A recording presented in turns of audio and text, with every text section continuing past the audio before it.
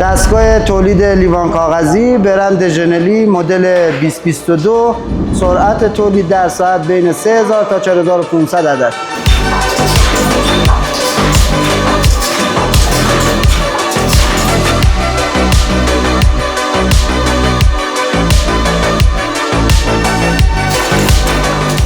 استروک لیوان کاغذی که در این قسمت چیدمان میشه داخل خشاب دستگاه. این رول کف لیوان هستش که در این قسمت بارگذاری میشه برای زیری لیوان که مشاهده میفرمایید.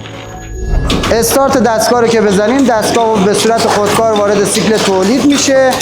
بعد از دوخت بدنه لیوان داخل قالب بارگیری میشه، میره برای بقیه مراحل تولید. در این قسمت لیوان لیوان جمع میشه و هر 50 عدد مشاهده میکنیم کانتر بوق میزنه و برای مرحله بسته‌بندی.